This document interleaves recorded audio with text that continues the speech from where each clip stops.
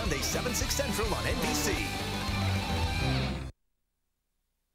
All right, here to talk about lies and rumors in the Middle East and the impact on oil prices, we've got Dan Jurgens, CNBC Global Energy Analyst, Chairman of Cambridge Energy Research, and Kevin Kerr of Kerr Trading and editor of Resource Trader Alert, and NBC News military analyst. Jack Jacobs, retired Army Colonel, Congressional Medal of Honor recipient.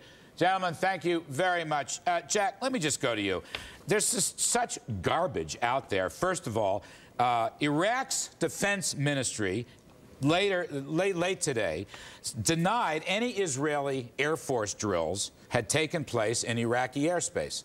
Now, that story broke, the Air Force drills in Iraq, in the Jerusalem Post, and it drove oil way up at the beginning. It turns out it was a lie. And then there's a second lie that's apparently going to be reported in tomorrow's New York Times, that Iran's claims to having great missile tests earlier in the week were untrue. The test did not have long 2,000-kilometer ranges. In fact, they may have even had different angles in the photographs to make the whole thing up. Now, oil is trading on this. There's a lot of money here. Can you straighten us out, please? Who's lying? Well, they're all lying. Everybody's lying, right. I think. Fact of the matter is the missile technology that Iran has is not significantly improved from the last time they did tests.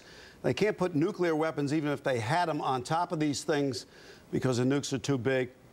There's no doubt that they can launch conventional munitions at whomever they want in the region. But they're not likely to do that, as crazy as they are, because the retaliation would be bad news. But do you believe this story? Now, it's coming out of both Israel and Iraq, that the Israeli Air Force was not doing maneuvers in Iraqi territory. See, people saw that this morning and they went berserk because you have to refuel on the way to Iran if you're an Israel fighter, and they figured that's what was going on and the world was going to blow up, but it's not blowing up. So do you think this is right? It didn't happen. The Israeli Air Force practices all the time because of the nature of the aircraft they have eating up prodigious amounts of fuel. Every mission has to have a refueling capability, and that's what they practiced in the Eastern Mediterranean last time around. Right. That's different than Iraqi airspace. Dan Jurgen, what's going on here? This oil market is trading on rumors and falsehoods and bluffs. Well, I think what it is it's a very nervous market, and that there's a lot of things that are enough to not just bluffs. I mean, there's still the fundamental tension over Iran's nuclear program. I was thinking of those missiles as they lifted up the pictures, whether they're accurate or not. That's what lifted oil prices up with them.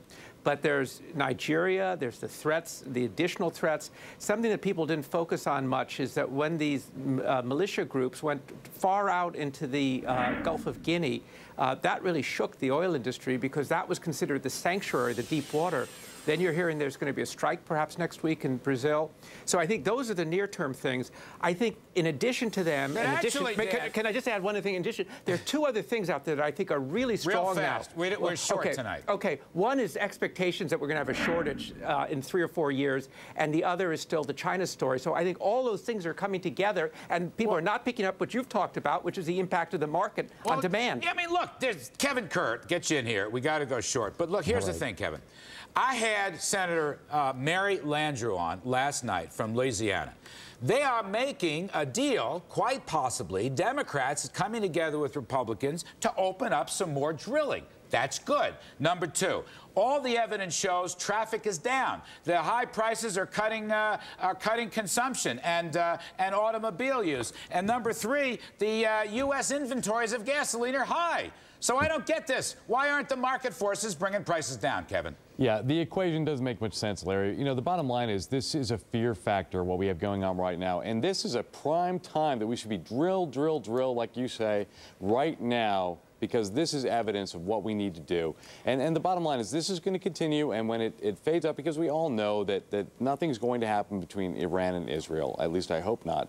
And when it doesn't, this will back off, and we'll be ahead of the curve if we start to drill where we need to do. If this spurs that, then terrific. If not, then we're wasting time. See, Dan Jurgen, I know there's always what-ifs out there, but here's the odd thing, Dan. Oil prices were unchanged on the week, okay, with all this rigmarole. And I just feel the forces of supply and demand, because demand is being cut back because of the high prices. And maybe some futures traders will sell contracts, Dan, because you know what? The U.S. Congress may be forced by voters to drill. Well, I think so. I think that ultimately, and maybe not ultimately, maybe soon, supply and demand will start to see the impact. People wake up and say, oh, we've got to change our lens. We've got to change our paradigm. And I think when you look at those factors you're citing, we may be getting closer to them. Jack, on a scale of 1 to 10, with 10 being certainty, 1 being no, nothing, never happened, how would you handicap Israel attacking Iran? 3. 3. Yeah. Right near the bottom. Yeah, near the bottom. They've got to know where the stuff is, and they have to have the capability of knocking them out. I'm not entirely convinced that either one of those things are. And yet the Israelis do say it's an existential issue for them. It is, but the U.S. ain't going to let them do it. Well, we haven't in the past. They wanted to do it before. We wouldn't let them several years ago. And then we went into Iraq, and the bad guys put all the stuff on Kevin Kerr, I got to get out of this segment. When do we short oil, Kevin?